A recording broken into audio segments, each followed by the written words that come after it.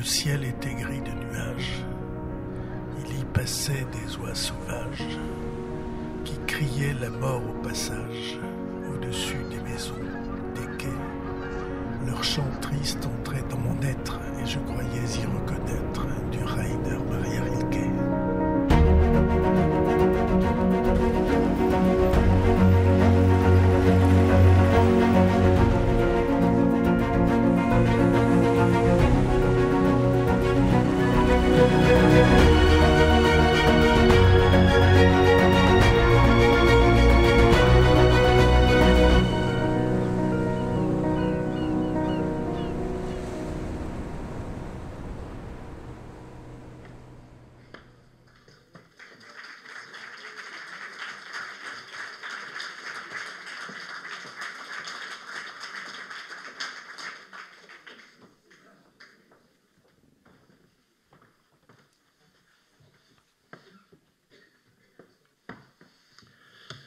Bonjour, ravi de vous retrouver encore une fois.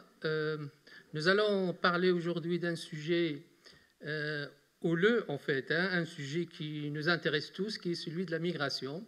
Et nous allons voir quels sont les bienfaits de la migration et quels sont les problèmes qui se posent. On a innové cette année, j'ai préféré donner la parole à nos étudiants. Dans l'ordre, j'ai Lionel, qui vient de finir sa thèse justement sur la problématique migratoire et son impact sur la croissance économique dans le pays de l'OCDE et en France en particulier. Inès, qui est en L3 éco-gestion et économie du développement durable.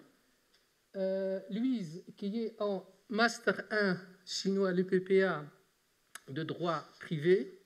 Manon, Master 1 de droit Affaires internationales à Paris-Dauphine. Et lui, il est en Master 2 de droit, public. Parce qu'il y a lui et Louise. Oui, pardon, Louise et lui. Ça, c'est le petit accent, chaque fois. Très bien.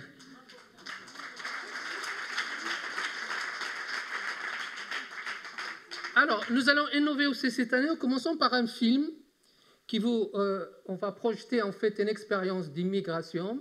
Je vous laisse découvrir le film et je donne la parole aux jeunes. Merci. C'est pas un film, c'est un court-métrage, pardon. Ils me disent d'aller ailleurs.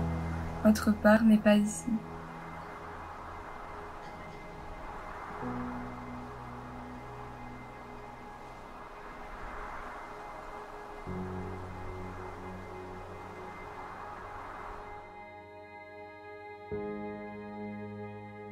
Ils me disent que je suis de trop.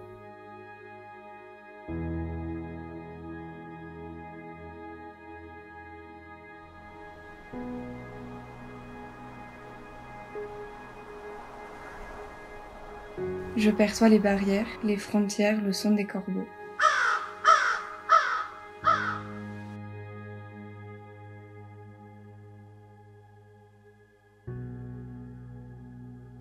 On me dépeint comme un profiteur, voleur de travail, un imposteur. Une charge à supporter.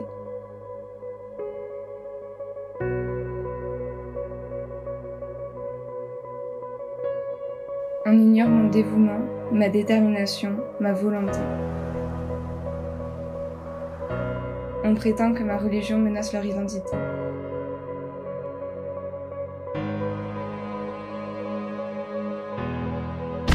Ils me disent d'aller ailleurs, mais ailleurs c'est la guerre.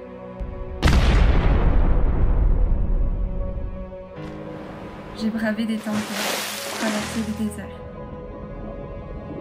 Je ne suis pas venue pour toucher les aides. J'ai juste besoin d'un peu d'aide. Je suis une survivante. Ils ne voient que l'ombre de ma culture différente. Sans comprendre toutes les richesses que j'apporte à la fois, ils prétendent que je suis une menace pour leur économie. Je suis un moteur de croissance, une source de synergie. Je consomme, je travaille, je crée des emplois.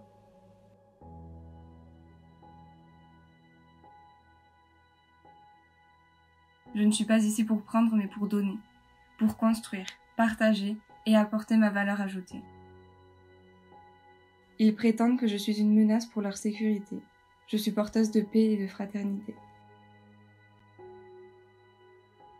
Les barrières se dressent, les frontières s'élèvent, mais je porte en moi la force qui toujours se relève.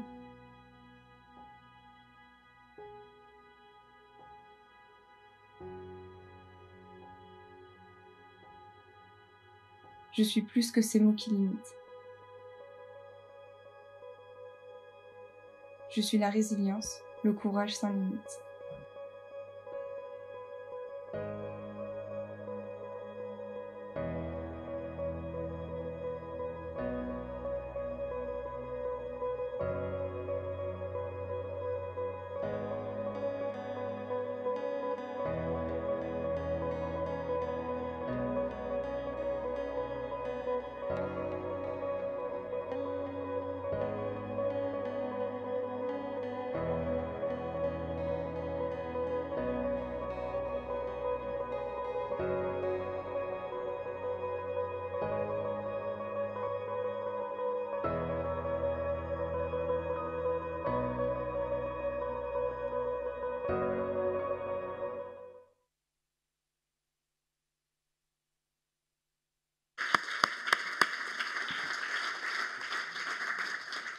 Sans plus attendre, je vais donner donc la parole au metteur en scène et à l'héroïne du court-métrage. Allez-y, Manon et Louise. Mesdames et messieurs, bonsoir. L'immigration. Difficile d'échapper à ce sujet aujourd'hui. Il est omniprésent dans les débats politiques, les lois, mais aussi dans les drames humains. Des naufrages tragiques, des familles séparées, fuyant des conflits, des famines ou une pauvreté écrasante. Des vies perdues dans le désert ou encore en mer. Et pourtant, ce thème divise profondément notre société. Les chiffres parlent d'eux-mêmes. Selon une enquête d'Ipsos, 23% des Français considéraient l'immigration comme l'enjeu majeur des élections européennes, et ce, avant même le pouvoir d'achat. Cela montre à quel point ce sujet mobilise les esprits. Selon Ipsos, toujours, près de 2 Français sur 3 considèrent que la France compte déjà trop d'étrangers. Mais pourquoi cette perception existe-t-elle ? Dans ce court-métrage que nous avons réalisé, nous avons voulu parler d'un phénomène central dans la construction des préjugés, qui est celle de la peur, donc la peur de l'inconnu, la peur de l'autre, de ce qui est étranger. En réalité, cette peur de l'autre nous renvoie à une peur plus universelle, celle de perdre nos repères, celle de perdre notre identité.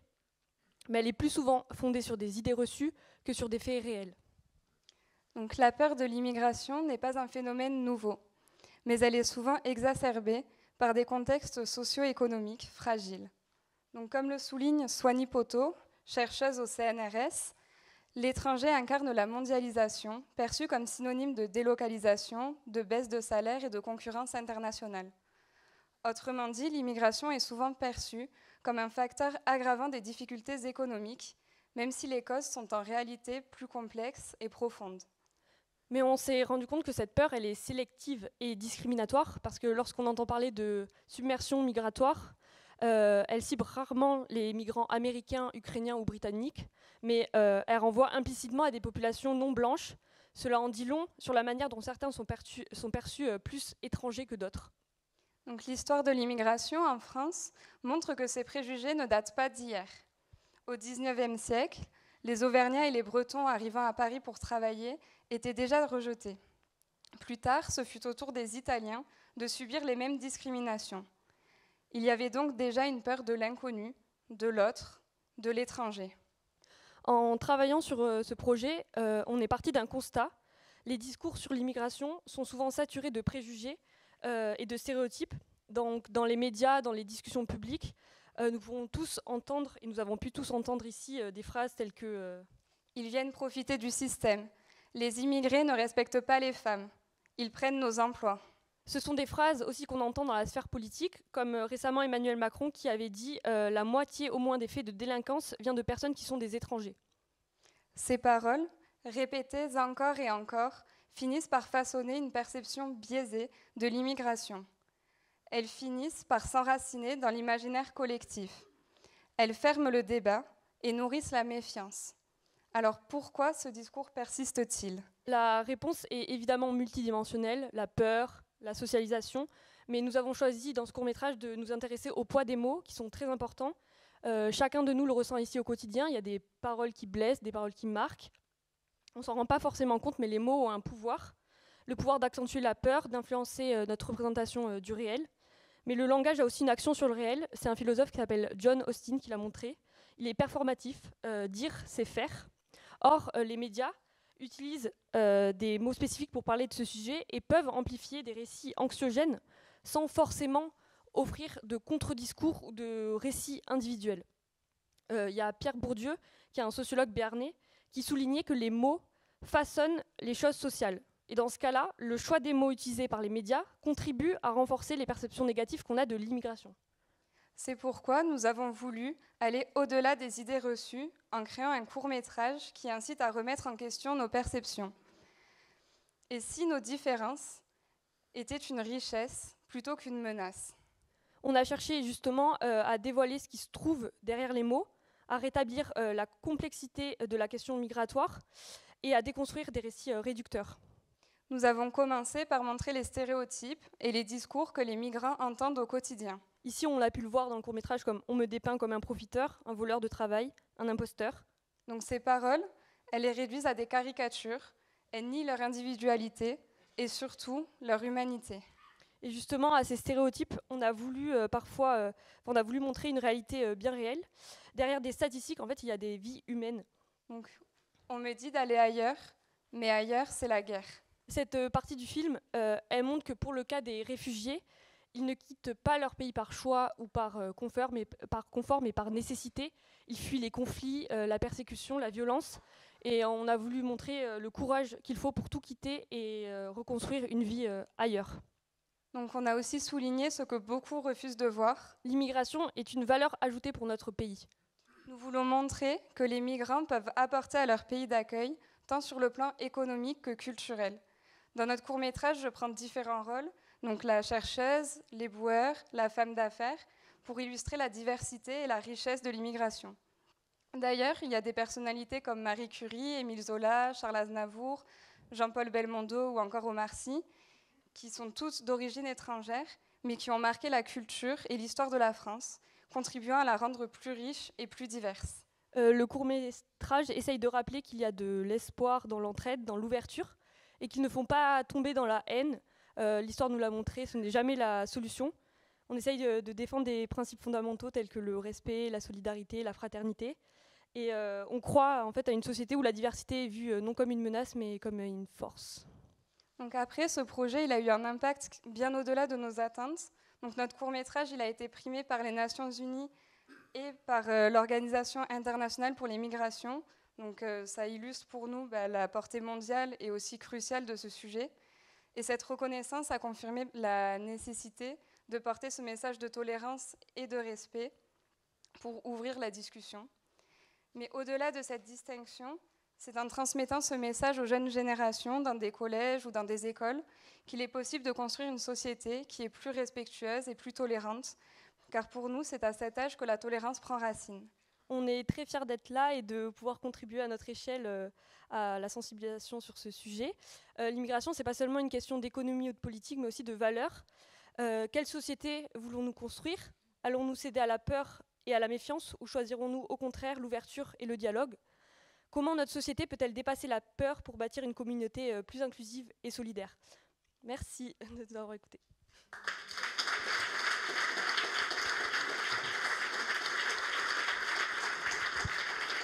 Merci beaucoup, merci beaucoup. Je vais passer la parole à Inès qui va nous parler de l'économie justement. Bonjour à toutes et à tous. Nous allons à présent nous pencher sur l'effet économique. Plus concrètement, lorsque nous analysons l'évolution de la population immigrée en France, on comprend que cette analyse ne peut être approchée uniquement par le prisme des entrées sur le territoire. Preuve en est que, d'après le recensement de la population, le nombre d'immigrés résidant en France a augmenté de 1,8 million entre janvier 2006 et janvier 2021, alors que la somme des entrées d'immigrés est de 3,5 millions sur la même période. Comment expliquer cet écart du simple au double ? Et dire du chiffre qu'on ressort comme un mantra de 500 000 entrées chaque année. On remarque ici qu'entre 2006 et 2020, pour 4 entrées d'immigrants en France, on compte environ une sortie et un décès. Ainsi, pour évaluer l'évolution du nombre d'immigrés en France sur une période donnée, il faut prendre en considération la somme des entrées, mais retirer la somme des sorties, ainsi que les décès. C'est le solde migratoire. On peut se poser la question du pourquoi les immigrés viennent en Europe, ou plus précisément en France. Qu'a-t-on de plus qu'ils n'ont pas déjà au sein de leur pays, pour le quitter en espérant trouver, dans le pays d'accueil, l'Eldorado? Pour ce faire, nous devons comprendre d'où viennent les immigrés, qui viennent s'installer en France, en se penchant sur leur origine afin de mettre des noms derrière ces chiffres. Par des noms, j'entends l'Algérie, le Maroc ou encore le Portugal. 50% des immigrés vivant en France viennent d'Afrique et environ 30% d'Europe. Alors, pour quelles raisons les étrangers viennent-ils en France? Comme on le voit, grâce à la figure 3, depuis l'arrêt de l'immigration de travail au milieu des années 70, l'immigration pour des motifs économiques ne représente plus qu'une très petite part de l'ensemble, environ 14% en moyenne sur la période 2018 à 2023. Selon le ministère de l'Intérieur, le regroupement familial et les études sont les 2 premiers motifs d'immigration en France, avec une part égale de 32%. Ces facteurs témoignent de l'importance des liens familiaux et de l'accès à l'éducation dans les choix migratoires. Par ailleurs, les raisons humanitaires, comme les guerres en Ukraine ou en Russie, arrivent en 3e position seulement, avec 15% des cas. Dans la figure 4, nous avons dorénavant compris les principales raisons de la migration en France. Mais concrètement, comment s'est-elle installée durablement dans la vie des Français? D'un côté, l'immigration pour motif familial est stable en France, et même plutôt en diminution au cours des 10 dernières années. Mais de l'autre, l'immigration étudiante est celle qui a connu la plus forte hausse. Le 3e motif est économique, et son évolution repose sur le même principe, la mondialisation des échanges, qui repose aussi sur des carrières internationales. On y retrouve notamment les travailleurs saisonniers, ou encore les médecins, ou les cadres supérieurs du privé dans des filiales établies en France. On peut ajouter que presque un quart des enseignants-chercheurs dans les universités françaises sont d'origine étrangère. C'est un chiffre impressionnant, surtout si on le compare à la part des étrangers dans la population totale, soit 8,2%. Et dire que des médecins et des ingénieurs. En fait, les étrangers sont surreprésentés dans les métiers à faible qualification et à forte qualification. Par ailleurs, malgré ce que laissent à penser les oui-dire, les chiffres de l'INSEE révèlent que les immigrés sont plus qualifiés que la moyenne de la population française. Plus de 50% des immigrés âgés de 25 ans ou plus en 2021 sont diplômés de l'enseignement supérieur, contre seulement 35% pour les Français. Ces différents points nous ont permis de constater que les immigrés ont besoin de l'Europe, et plus précisément de la France, pour s'assurer un bon niveau de vie. Ici, le rôle de l'économiste est de comprendre quels bénéfices la France peut retirer à son tour de cette vague d'immigration. Grâce à la figure 5, et je pense que vous le savez tous sûrement, l'Union européenne a l'un des taux de fécondité les plus bas du monde. En 2021, l'Union européenne affichait un taux de fécondité de 1,52. Pour rappel, le taux idéal pour conserver notre système de retraite est de 2. Par ailleurs, le nombre de naissances a diminué de 7% entre 2022 et 2023, avec 1,79 enfants par femme en 2022. La France conservait toujours l'indicateur de fécondité le plus élevé de l'Union européenne. Mais la tendance à la fécondité est à la baisse dans presque tous les pays depuis 2010. Nous constatons ainsi que la France fait face à une insécurité économique liée à un problème démographique. Dans le scénario de l'INSEE, la population française continuerait d'augmenter jusqu'à atteindre son maximum en 2044, puis diminuerait en 2070. C'est donc maintenant qu'entre en jeu le rôle des immigrés à travers le solde migratoire. qui est positif, ce qui contribue de façon plus importante à la croissance de la population. En contribuant à l'accroissement de la population, l'immigration influence l'ensemble de l'économie du pays d'accueil et a un impact sur le niveau de vie moyen, souvent appréhendé par la production par habitant. Les immigrés, dès leur arrivée dans le pays d'accueil et tout au long de leur séjour, participent aux activités économiques. Ils travaillent, consomment et épargnent. L'immigration a un effet positif sur le niveau de vie moyen dans les pays d'accueil. En réalité, la France a besoin de l'immigration, au même titre que les immigrés ont besoin de la France. La France aura besoin de 3,9 millions de salariés étrangers d'ici 2050, principalement hors de l'Union européenne, pour faire face au déclin démographique et aux tensions sur le marché du travail. Le secteur de l'aide à la personne et en particulier devra combler près de 800 000 postes d'ici 2030 en raison du vieillissement de la population. Cependant, nous pouvons croire qu'il existe d'autres craintes économiques liées au fait qu'il y ait des immigrés en France. Hausse de l'immigration, hausse des dépenses publiques. Cependant, selon l'OCDE, l'immigration n'aurait pas d'effet à court terme sur les dépenses publiques. Les liens de corrélation sont inexistants. Mieux encore, ils sont négatifs sur le long terme. L'immigration permettrait donc de réduire les dépenses des États, fait étonnant, confirmé par une analyse fine en termes de causalité. D'une part, les immigrés sont généralement jeunes et en bonne santé. D'autre part, la population des pays de l'OCDE est vieillissante, poussant les dépenses sociales vers le haut. Ce sont en effet les personnes âgées qui coûtent le plus aux finances publiques.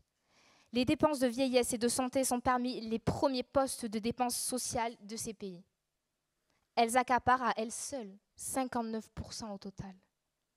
Vous comprendrez que le rôle de l'économiste est de souligner l'importance de l'immigration pour la croissance économique des pays développés. L'immigration arrive comme une bouffée d'oxygène, apportant une population plus jeune et en meilleure santé.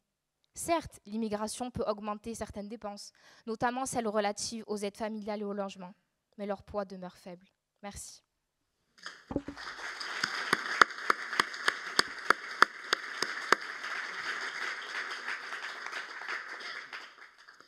Bien, merci pour cet exposé. Je vais passer la parole à Lionel, qui lui a travaillé sur une thématique bien particulière, sur la fragmentation ethnique et son impact sur la croissance économique. Donc c'est un travail de thèse très pointu. Je lui donne la parole. Bonjour à tous. Merci d'être là. Donc, je voudrais continuer la discussion, mais je voudrais d'abord dire que je suis assez d'accord avec ce qui vient d'être dit. C'est-à-dire que la migration, effectivement, a un effet positif sur la croissance économique des pays d'accueil. Et ça, c'est quelque chose qu'on retrouve très bien dans la recherche académique. Alors, un consensus, d'ailleurs, s'est dégagé parmi les agences de développement multilatéral sur le fait que la migration internationale a un effet positif sur le bien-être économique de ces pays. Et là, il faut regarder un certain nombre de rapports qui permettent de l'attester, notamment les rapports de la Banque mondiale depuis 2009 s'inscrivent justement dans cette lignée. Alors, on peut s'interroger aussi sur quels sont les canaux par lesquels l'immigration peut avoir ces effets-là. Et ces canaux, donc, c'est très souvent parce que l'immigration permet, dans un premier temps, d'améliorer l'efficacité de l'allocation internationale des ressources, donc avec des ressources finalement qui migrent. Lorsque les migrants migrent, lorsque les populations vont d'un pays vers un autre, elles viennent très souvent donc, avec un certain nombre d'idées qui, en fait, au niveau microéconomique, c'est-à-dire notamment dans les entreprises, s'accompagnent d'un certain nombre de productions d'idées. Et cette production mise en commun avec les autochtones crée ce qu'on appelle des synergies. Ces synergies permettent d'accroître la productivité, et cette productivité-là elle-même permet finalement d'avoir de meilleurs résultats économiques. Alors, d'un autre côté, on peut voir aussi donc, ces effets en termes de finances publiques. Et là, il y a un certain nombre de travaux. Il y a Dussmann et Frattini donc, qui l'ont bien montré en 2014, notamment parce que la migration donc, permet de réduire les ratios de dépendance ou encore elle permet d'augmenter finalement l'innovation, ce que je viens de vous dire, et la spécialisation grâce à un nombre plus élevé de dépôts de brevets, hein, donc qui permettent finalement aussi, d'une certaine manière, de voir qu'il y a de la production intellectuelle. Et effectivement, dans ce qu'on rencontre dans la plupart des laboratoires, eh bien, il y a toujours une population maintenant d'immigrés. Alors, ils sont là, ils travaillent, ils le produisent, et finalement, ils permettent d'enrichir la recherche académique. Alors, donc, ça, c'était pour revenir sur les quelques points qui ont été abordés. Alors, je voudrais vous donner un certain nombre de faits stylisés, eh bien, qui existent notamment dans les différents rapports que je viens de vous parler. Parce que, alors, dans un premier temps, alors ce qu'on constate tous, effectivement, c'est une augmentation des migrations internationales. Bon. Alors, c'est-à-dire que si on regarde le nombre de personnes qui vivent en dehors de leur pays de naissance, on constate qu'il est passé de 84,5 millions en 1970 et en fait qu'il n'a cessé de croître. Alors, je ne sais pas si on a le graphique, voilà. Alors, vous pouvez regarder là, donc la ligne qui est en bleu, en fait, qui va de 1970 jusqu'à 1920 et qui traduit justement cette augmentation. Alors, donc, on est passé à peu près de 84,5 millions en 70 et ce nombre de personnes vivant en dehors de leur pays de naissance n'a cessé d'augmenter. Il est passé à 152,9 millions en 1990, puis à 220 millions en 2010, pour finalement atteindre les 280 millions en 2021. Alors ces chiffres sont tirés de la division économique et sociale des affaires des Nations Unies. Bon. Donc la migration internationale augmente, ça c'est un fait. Alors simplement lorsqu'on voit ces chiffres en termes de millions, alors cela paraît considérable, et les médias s'en emparent. Mais ce qu'on dit moins justement dans ces médias, ou ce qu'on regarde au moins, c'est ce que représente cette augmentation des migrants par rapport à la population mondiale. Alors la population mondiale est d'à peu près 8 milliards en 2022. Et là, si vous regardez sur le même graphique, mais en le lisant à partir des chiffres en rouge, à votre droite, eh bien, on voit que depuis à peu près 50 ans, le nombre de personnes qui migrent est en moyenne égal à 2% de la population mondiale, seulement. Ça veut dire en fait qu'en moyenne, les gens, ils préfèrent rester chez eux, lorsqu'ils peuvent en fait. Ouais, voilà. Bon. Alors ça, c'est pour un premier fait stylisé. Alors d'un autre côté, quand on regarde donc, les pays à revenus faibles et intermédiaires, ce qu'on a appelé il y a quelques années le Sud global, eh bien, on retrouve des chiffres aussi qui peuvent vous surprendre. Et ces chiffres-là, alors vous pouvez les vérifier, donc ils sont tirés toujours du rapport de la division économique des affaires, la division des affaires économiques et sociales des Nations Unies. Eh bien, c'est qu'en moyenne, les migrations sud-sud dominent les tendances mondiales depuis plusieurs années. Alors notamment, il y a eu un pic autour des années 2000. Et ces migrations donc, représentaient la moitié de toutes les migrations internationales en 2000. Et là aussi, vous pouvez le trouver sur la revue de la Banque mondiale, notamment un article très intéressant donc, qui était sorti d'Osden en 2011, qui s'intitulait « Où donc est tout le monde ?» Bon.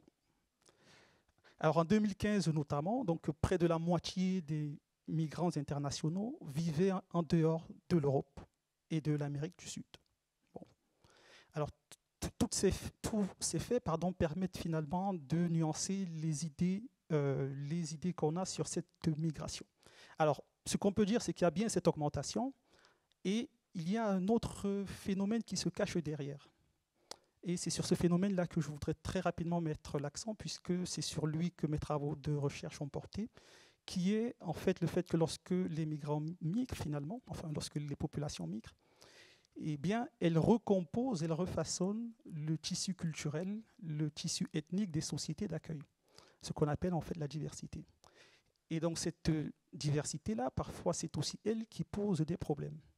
Alors je me suis particulièrement intéressé donc à essayer de comprendre de quelle manière les interactions qu'il peut y avoir donc, entre des personnes de religions différentes, des personnes d'origine culturelle différente, de races différentes, de quelle manière ces interactions-là peuvent affecter la croissance économique. Et là, pour l'économiste, donc, c'est une question essentielle. Alors, ce qu'on observe dans le même temps dans cette recherche, eh bien, c'est toujours ce que je vous ai dit, c'est que d'un côté, alors, la diversité culturelle donc, permet d'enrichir finalement à travers un certain nombre d'idées qui stimulent la productivité des entreprises. Et d'un autre côté, il y a une vraie question aussi qui est celle du fait que cette diversité-là peut éroder le tissu social et notamment poser un certain nombre de problèmes en termes de cohésion sociale. Et c'est peut-être ça, qu'on constate. Alors, ce que les études nous disent globalement, c'est que l'un des critères importants est notamment celui de la confiance. Bien, la confiance est importante pour avoir de la cohésion sociale, et c'est cette confiance finalement qui permet de contracter, c'est-à-dire de pouvoir mettre ensemble des contrats financiers, de pouvoir s'entendre et finalement permettre aussi de faire de telle sorte que les migrants donc, puissent utiliser le maximum de leur capacité pour augmenter l'innovation technologique, etc. Bon. Alors, l'une des questions essentielles, c'était comment mesurer donc, ces interactions. Et là, dans mon travail, donc, j'utilise ce dont M. Bouillour a parlé, c'est-à-dire la fragmentation ethnique, qui, en fait, ici, mesure d'une certaine façon la dispersion de différentes personnes dans une population. Pour faire simple, c'est-à-dire il s'agit tout simplement, vous prenez deux personnes et ensuite vous les tirez aléatoirement et ensuite vous voyez la probabilité que ces deux personnes appartiennent à des groupes ethniques différents. Alors à partir de cet indicateur-là, donc ça permettait de voir finalement est-ce que c'est le fait qu'il y ait beaucoup de migrants, est-ce que c'est le fait qu'il y ait une diversité plus accrue qui entraîne des effets positifs ou plutôt négatifs. Et puis un second indicateur, et lui qui m'intéressait particulièrement, qui est la polarisation ethnique. Et cet indicateur-là permet de prendre en compte la taille des groupes ethniques. Est-ce qu'il y a des groupes ethniques majoritaires? Est-ce qu'il y a des groupes ethniques minoritaires?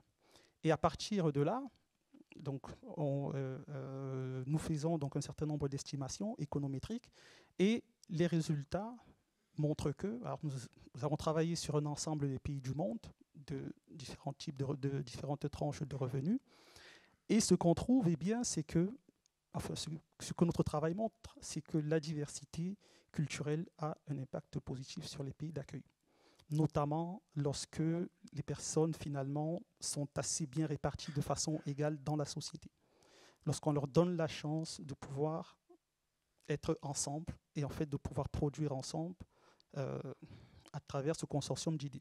Bon. Et la polarisation, par contre, lorsqu'on est mis en communauté, lorsqu'on a tendance à reproduire finalement nos pratiques locales des pays d'origine, eh bien très souvent, ça peut entraîner finalement le fait de ne pas se tourner vers l'autre, finalement de ne pas apprendre de cette société, et puis finalement, ça peut poser un certain nombre de problèmes en termes de cohésion sociale. Et donc, pour terminer, pour ne pas être très long, ce travail invite d'une certaine manière à promouvoir finalement l'inclusion à travers un certain nombre de pratiques, je pense, qui se font déjà. Et à partir de là, je pense qu'on peut profiter du potentiel de la diversité dans nos sociétés. Je vous remercie. Merci beaucoup.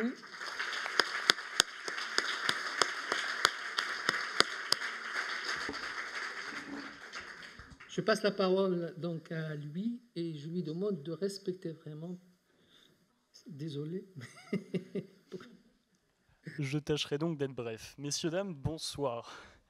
L'immigration, c'est un sujet qui sait attiser les passions, on le sait tous et on a pu le voir lors des précédentes prises de parole. Ça suscite aussi l'intérêt du monde académique.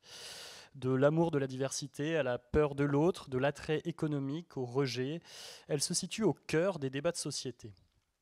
Partant de là, le droit a son rôle à jouer et en tant qu'outil de mise en œuvre des politiques publiques, il se situe en première ligne pour y faire face.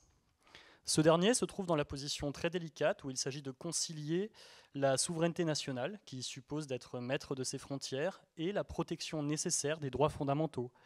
La protection de ces libertés fondamentales n'aurait en effet aucun sens si telle ou telle personne en était exclue du fait d'une nationalité. Elle ne serait pas fondamentale sinon. C'est toute la cohérence de notre système juridique, en vérité, qui est mise à l'épreuve pour répondre aux enjeux migratoires.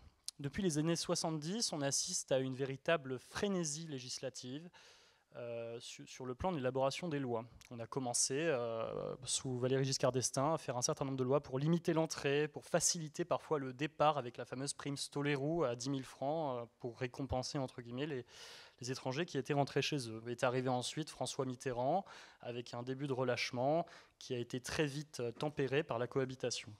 Enfin, tout ça jusqu'au début du XXIe siècle, où les lois qui ont été élaborées avaient pour but de passer, pour reprendre les mots d'alors, d'une immigration subie à une immigration choisie.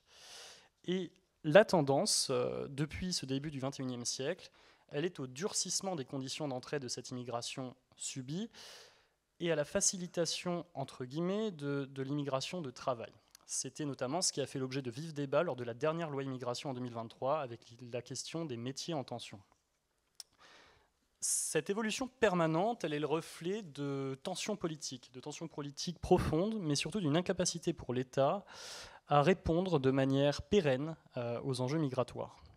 Je vous montrerai donc que certains outils juridiques ont eu tendance à être de moins en moins efficaces, pour ensuite nous questionner sur quelques évolutions récentes en la matière. Commençons par un exemple concret que je viens d'ailleurs d'évoquer, la loi immigration de janvier 2024, dont vous avez tous entendu parler, si ce n'était pas le cas avant, à l'instant. Sans majorité absolue, des concessions ont dû être faites par la majorité relative avec la droite. Ces concessions ont été faites sur des dispositions législatives dont on savait pertinemment qu'elles pouvaient poser question sur le plan de leur constitutionnalité. Plutôt que d'assumer ce choix pleinement, la loi a été renvoyée au Conseil constitutionnel en espérant qu'il joue un rôle de tri des dispositions constitutionnelles ou non. C'est d'ailleurs l'une des rares fois où c'est le président de la République qui s'est chargé lui-même de saisir le Conseil avec une saisine quasiment blanche, comme on dit. Le Conseil a refusé de jouer ce rôle de chambre d'appel de décisions législatives, pour reprendre le mot de Laurent Fabius, ou de troisième chambre législative, et il a censuré un tiers des dispositions sans même les déclarer en elles-mêmes inconstitutionnelles. Et là, vous allez me demander, mais comment c'est possible ? Je vous répondrai très simplement avec la question de la procédure. Le Conseil constitutionnel a décidé que ces dispositions avaient été adoptées comme des cavaliers législatifs et donc n'étaient pas conformes à la procédure. De tout ça, on en arrive à une insécurité juridique profonde, étant donné que ces mesures pourraient être reprises demain sans que l'on soit certain de leur constitutionnalité sur le fond et de leur respect des droits fondamentaux constitutionnels. Résultat, ni les étrangers ni les acteurs administratifs n'ont de certitude sur l'interprétation légitime de la Constitution en la matière à l'heure actuelle. J'aimerais ensuite vous parler des OQTF, les fameuses obligations de quitter le territoire français. Ces dernières sont la principale des mesures d'éloignement en France. Il ne s'agit pas d'expulser un étranger, mais bien de le sommer de quitter le territoire en créant une obligation, d'où le nom. Cette dernière peut être faite sans délai ou assortie d'un délai de 30 jours. Cette décision d'obligation de quitter le territoire doit être dûment motivée par le préfet selon l'article L611-1 du Code de l'entrée et du séjour des étrangers et du droit d'asile, à vos souhaits. Pour cela, il peut se fonder d'une part sur l'irrégularité de la situation des étrangers, on est sur une question administrative, un visa non renouvelé, une entrée illégale sur le territoire, ou bien sur une notion de risque de trouble à l'ordre public. Ici, on comprend bien qu'on fait référence aux dangers potentiels causés par l'individu. En la matière, l'OQTF est la mesure la plus douce, si je puis me permettre, car il existe des mesures d'expulsion qui sont beaucoup plus radicales et contraignantes qui existent dans le cas des dangers les plus graves. Dans tous les cas, on remarque que ces OQTF sont utilisés par beaucoup de responsables politiques comme un hochet à agiter pour répondre à la situation d'insécurité. En augmentant leur nombre, on prétend agir contre l'insécurité. Et ce discours est alimenté par de trop nombreuses tragédies. Discours qui n'est pas totalement erroné, dès lors que, comme on l'a vu, les OQTF peuvent être fondés sur des motifs de risque de trouble à l'ordre public, mais ce motif n'est pas le seul.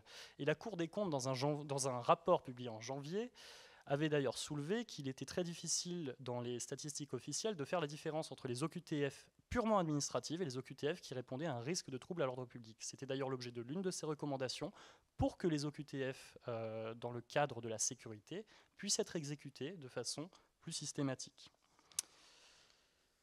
Qui plus est, la France est le leader européen dans l'émission de ce genre de mesures. 133 000 en 2022, pour seulement 11 000 exécutés. À titre de comparaison, on est à 5 fois plus de mesures édictées par rapport à notre voisin allemand, et à peu près autant de mesures exécutées. C'est le fameux taux d'exécution dont on entend beaucoup parler dans les médias, à hauteur de 8%. Le rôle du juriste ici, c'est de questionner l'inefficacité d'un outil juridique, puisque c'est bien de ça dont on parle. En premier lieu, un certain nombre de pays refusent de reprendre leurs ressortissants, et cela relève plus de la diplomatie que du droit. Je le laisserai donc de côté pour aujourd'hui. Ensuite, et c'est ce qui retiendra notre attention, les OQTF, comme chaque décision administrative, peuvent faire l'objet d'un recours devant le juge administratif pour la faire annuler. Le juge se charge de vérifier si elle est bien fondée en droit et en fait, en prenant en compte la situation matérielle, en prenant en compte l'histoire de l'individu. Malheureusement, on comprend très vite que ces recours pourraient être dépourvus d'effet si l'étranger était renvoyé chez lui entre-temps. Donc, ces recours sont très souvent assortis de référés devant le juge qui permettent de suspendre l'exécution de la décision jusqu'à ce qu'il rende sa décision sur le fond. Le problème étant aujourd'hui que le cumul de l'aspect quasiment systématique de ces recours contre les OQTF aujourd'hui à l'augmentation de leur nombre massif par les ministres de l'Intérieur successifs qui l'utilisent comme un argument de communication politique ont deux effets absolument néfastes. Premièrement, l'application des OQTF est de plus en plus difficile dans un contexte sécuritaire où les Français attendent d'une certaine façon que les OQTF d'ordre sécuritaire que j'évoquais précédemment soient appliqués. Mais cette attente ne s'applique pas nécessairement pour les OQTF beaucoup plus administratives. Ensuite, la qualité générale des décisions administratives est en train de baisser. On comprend aisément la mise en place de ce cercle vicieux. Entre 2019 et 2022, près d'une décision d'OQTF sur 5 qui était soumise au juge administratif était annulée. C'est un chiffre exorbitant. À l'heure actuelle, le contentieux des étrangers représente 40% du contentieux administratif français devant le juge administratif. La Cour des comptes a recommandé de simplifier ce contentieux. Autrement dit, si nous ne faisons rien pour marquer une différence nette entre les OQTF prononcés pour risque de trouble à l'ordre public et les OQTF purement administratifs, ce mésusage politique de l'OQTF auront des conséquences réelles sur l'engorgement de l'administration et des juridictions. Ces conséquences peuvent d'ailleurs déjà se chiffrer en matière de personnel, enjeux supplémentaires s'il en fallait en période de crise budgétaire. Si on continue dans cette lancée, le système juridique se trouvera face à un vrai défi. Pour traiter l'ensemble des dossiers, il faudra juger plus vite, parfois avec des formations de moins de juges. Mais juger plus vite et avec moins de juges, c'est prendre moins de temps pour apprécier une situation juridiquement complexe et humainement très délicate. C'est offrir en vérité de moins en moins de garanties aux libertés fondamentales qui font le socle de notre état de droit. Pour parler d'évolutions récentes, enfin, j'aimerais vous inviter, pour conclure, à prendre un petit peu de hauteur, après un sujet qui, je peux le reconnaître, était très technique. Dans une décision de 2008, le Conseil constitutionnel a reconnu et consacré le principe de fraternité. En le consacrant de la sorte, il a pu censurer une disposition législative qui créait un délit de solidarité. C'était lors de l'affaire portée par M. Cédric Herrou.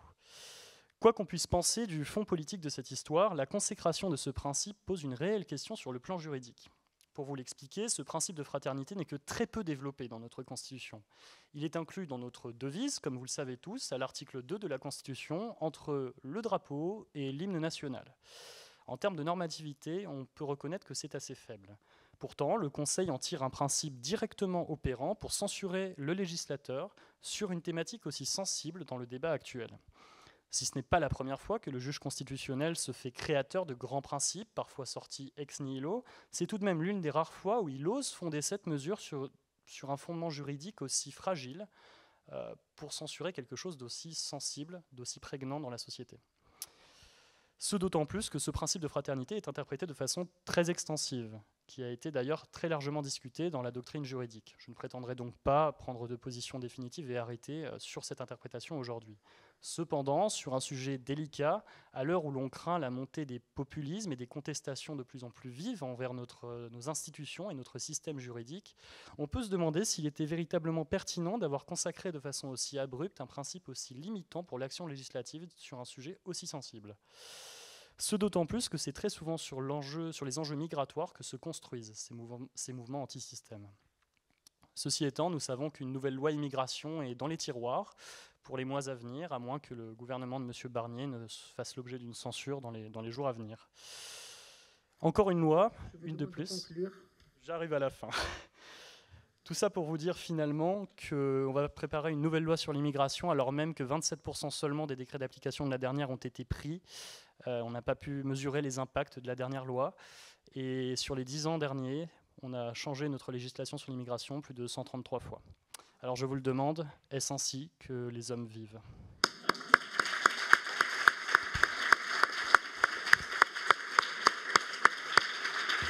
Très bien, merci beaucoup. C'est très intéressant, mais nos étudiants n'ont pas été disciplinés parce que regardez l'heure. On peut arrêter le débat ici, mais si je fais ça, on loupe l'essentiel. Ça, c'est le premier versant. Et j'ai un deuxième versant. Le deuxième versant, c'est que sondage après sondage, malgré tous ces atouts positifs, ces avantages, les Français rejettent dans leur majorité l'immigration, et surtout celle qui vient du pays du Sud. Donc si nous, en tant que chercheurs, en tant qu'économistes, en tant que juristes, nous ne nous focalisons pas sur ce problème, c'est qu'on a loupé, en fait, on a loupé notre devoir, on a loupé notre rôle. Il ne suffit pas de dire que la migration a des aspects positifs, la migration fait ceci, fait cela, ce qui est vrai. Ce qui est vrai. Mais ce qui est plus important, c'est le ressenti des citoyens. Et les citoyens en France sentent que la migration pose beaucoup de problèmes. Alors peut-être ils sont influencés par les médias. Peut-être, c'est sûr. Je vais vous donner un exemple. Je vais vous donner juste un exemple de les causes des décès aux États-Unis. Vous avez à gauche, les vraies causes des décès, c'est les maladies du cœur, 30%, les cancers, 30% à peu près, et le reste. Et ce que couvrent les médias, en particulier The Guardian ici, mais j'ai d'autres journaux qui exactement la même chose. Quelle est la cause, d'après ces journaux, d'après ce qu'ils disent aux citoyens, des décès aux États-Unis? Premièrement, c'est le terrorisme. On a la même chose en France, quand on entend un certain nombre de médias. Et le deuxième, c'est les homicides. Donc, on est à côté. On est à côté. Ça, je vous parle des médias officiels qui ont pignon sur rue, qui sont sérieux. Je ne vous parle pas des réseaux sociaux. Je ne vous parle pas de Twitter. Ce n'est même pas la peine. Vous comprenez aisément pourquoi on a un président américain qui s'appelle Trump. Donc, je vais ouvrir une parenthèse. Il y a un journaliste d'une chaîne que je ne cite pas pour lui faire la publicité, qui devait faire un rapport ou un reportage, si vous voulez, sur l'utilisation des trains de nuit. Depuis l'année dernière, on a un certain nombre de trains de nuit qui ont été mis en circulation.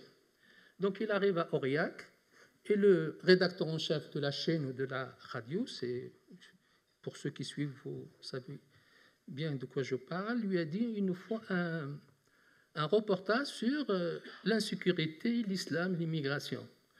Le gars, il arrive, il a fait un tour à Aurillac, il dit, mais il n'y a rien ici, il n'y a pas de boucher halal, il n'y a pas de djellaba ou tchador, tout ce que vous voulez, mais c'est pas grave. Vous allez voir des personnes âgées et vous leur posez la question. Alors, il est allé voir une mamie, il a dit, qu'est-ce que vous pensez de la sécurité par rapport à avant? Il lui répond, évidemment, la question est biaisée. C'est pas comme avant, c'est plus comme avant aujourd'hui. Et comment vous le savez? Eh bien, à la télé, ils disent, alors qu'Aurillac ne sait pas. Donc, c'est ça ce qui est important. Et nous, en tant que, ça va au-delà, c'est très important, ça remet en cause notre démocratie, notre vivre ensemble. Nous avons besoin, pour avoir des débats acérés, pour avoir des débats intéressants, il faut qu'il y ait une base commune. Or, si on a des chaînes de télévision et des radios, sans parler, encore une fois, des réseaux sociaux qui nous répètent tous les jours, que ça ne va pas en France, qu'on a des problèmes. Ça ne veut pas dire qu'il n'y a pas de problème. ne faut pas être non plus naïf. Il suffit qu'il y ait un décès. Voilà. Vous allez entendre parler de... Oui. Nous approchons de 19h, le salon va fermer ses portes. Donc, nous invitons on nous a dit... la sortie et les exposants à commencer à ranger leur stand. Merci. On nous a dit qu'on peut rester plus puisqu'on est les derniers, non? Non, c'est ce qu'on nous a dit. Hein? Bon, allez, on a 10 minutes. Donc, ce que je voulais dire par là, c'est que avant de voter, par exemple, nous devons avoir les éléments nécessaires pour ne pas se faire avoir comme ce qui se passe ailleurs. Et bientôt, peut-être, on aura des votes. Alors, je voulais juste vous dire que selon une étude américaine, 3 chercheurs, là on a, bon ça a été perturbé un petit peu, mais on a la montée du populisme, comme vous le savez. Une étude américaine a montré que dans 60 pays, c'est une étude presque exhaustive, dans 60 pays, qui représentent 95% du PIB mondial, les auteurs de cette étude ont évalué les effets de l'élection d'un populiste sur la croissance économique d'un pays, sur les inégalités. C'est négatif. C'est négatif et ça ne diminue pas les inégalités. À part Evo Morales en Bolivie, je ne sais pas si vous voyez de qui je parle, et Guitilio Vargas. Et par conséquent, on voit ce qui se passe en Italie, par exemple. On voit ce qui s'est passé. La dame Meloni a été élue parce que justement, il avait comme objectif de lutter contre l'immigration. Eh bien, il était obligé de régulariser, je ne sais plus le chiffre, je crois que c'est 400 000 personnes. 400 000 personnes. Tout ceci pour dire qu'il faut faire très attention, qu'on a des problèmes, que les problèmes de l'immigration, il faut les discuter, mais on n'a pas besoin de gueuler à la télé, de parler fort, etc. On a besoin de voir les besoins de la population, d'une part, et la capacité d'absorption de la population, d'autre part, et tous les éléments dont on a parlé ici. On n'a pas besoin de s'énerver quand on parle de l'immigration. Chaque pays est souverain. La France est un pays souverain. Elle a le droit de choisir entre guillemets l'immigration dont il a besoin, même si on peut discuter ce point de vue si vous voulez. J'avais écrit un papier dans Le Monde récemment sur cette question et je voulais conclure par rapport à ça. Je veux dire que la légitimité de l'expertise des économistes ou d'autres personnes doit être révisée en permanence en tenant compte de l'opinion. Si on ne le fait pas, eh bien, d'autres le feront à notre place en donnant au malaise des citoyens, somme toute légitime, une allure de démonstration. Conclusion. Je vais conclure par un proverbe turc qui vous permet, on n'aura pas le temps de le discuter, mais ça vous permet de réfléchir un petit peu. Les arbres votèrent pour la hache, car la hache les a convaincus qu'elle était une des leurs, car elle avait une manche en bois comme eux. Merci beaucoup.